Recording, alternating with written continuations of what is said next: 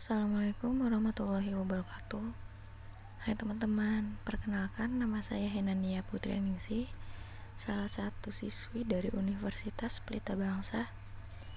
Ingin mempresentasikan hasil kerja saya dengan tema pengujian hipotesis untuk memenuhi mata kuliah praktikum statistik. Adapun subtema dengan berikut: pengertian hipotesis, jenis-jenis hipotesis, langkah-langkah pengujian hipotesis, prosedur pengujian hipotesis, dan yang terakhir contoh soal dan pembahasan hipotesis. Yang pertama ada pengertian hipotesis. Mungkin banyak teman-teman yang tidak mengetahui apa itu hipotesis. Kalau berdasarkan asal kata, hipotesis berasal dari bahasa Yunani, yaitu hipo dan tesis. Hipo adalah sementara, sedangkan tesis adalah pernyataan atau teori. Sehingga bisa disimpulkan, hipotesis adalah pernyataan sementara. Inilah praduga peneliti terhadap masalah penelitian. Namun hipotesis ini bukanlah kebenaran. Karena praduga, hipotesis bisa benar dan bisa juga salah. Hipotesis memiliki beberapa jenis. Yang pertama, hipotesis deskriptif. Yang kedua, hipotesis komparatif. Yang ketiga, hipotesis asosiatif.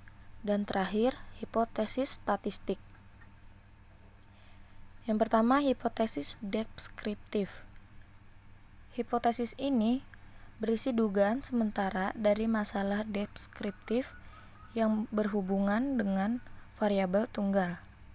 Sebagai contoh, peneliti ingin meneliti masalah kandungan zat berbahaya dalam makanan. Rumusan masalahnya, apakah bakso yang dijual di pasar Sumbersari mengandung boraks? Yang kedua, hipotesis komparatif. Jenis hipotesis selanjutnya, hipotesis komparatif. Dugaan sementara ini berisi perbandingan antara dua variabel penelitian. Misalnya, kamu ingin meneliti antara perilaku penggemar K-pop atau Korean pop dengan perilaku J-pop atau Japanese pop. Kamu hendak membandingkan dua perilaku penggemar tersebut. Dalam penelitian ini terdapat dua variabel. Bentuk penelitiannya adalah perbandingan dua variabel tersebut. Yang ketiga, hipotesis asosiatif. Jenis hipotesis ini memiliki dugaan atau jawaban sementara atas hubungan dua variabel atau lebih. Jika kamu meneliti hubungan atau asosiasi variabel-variabel penelitian, maka hipotesis yang digunakan adalah hipotesis asosiatif. Dan yang terakhir, hipotesis statistik. Hipotesis statistik adalah pernyataan matematis tentang populasi yang diteliti. Hipotesis ini dinyatakan dalam simbol-simbol matematika. Hipotesis statistika terbagi menjadi hipotesis alternatif atau HA dan hipotesis nol atau HO. Jenis ini serupa dengan hipotesis deskriptif, namun terdapat perbedaan dalam penyebutan hipotesisnya. Ada dua jenis hipotesis ini, yakni hipotesis HA yaitu alternatif dan HO adalah hipotesis nol. Yang ketiga ada langkah-langkah pengujian hipotesis. Kewajiban peneliti tidak cuma merumuskan hipotesis, namun ia juga harus menguji hipotesisnya. Tujuannya adalah untuk mengetahui apakah hipotesis diterima atau ditolak. Langkah-langkah yang harus diketahui oleh penguji adalah: yang pertama, penguji harus merumuskan hipotesisnya dan menentukan kriteria pengujiannya. Setelah merumuskan hipotesis dan menentukan kriteria pengujiannya, penguji juga harus menentukan tingkat signifikasi dan titik kritis. Setelah menentukan titik kritis, penguji bisa melakukan pengujian, dan setelah melakukan pengujian baru bisa mengambil kesimpulan dari pengujian hipotesis tersebut. Yang keempat, ada prosedur pengujian hipotesis. Prosedur pengujian hipotesis terbagi menjadi beberapa bagian.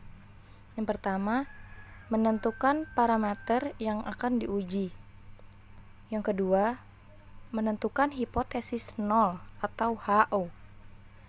Yang ketiga, menentukan hipotesis alternatif atau H1. Yang keempat, menentukan. Yang kelima, pilih statistik yang tepat. Yang enam, menentukan daerah penolakan. Yang ketujuh, hitung statistik uji. Yang kedelapan, menentukan apakah hipotesis nol atau HO ditolak atau tidak.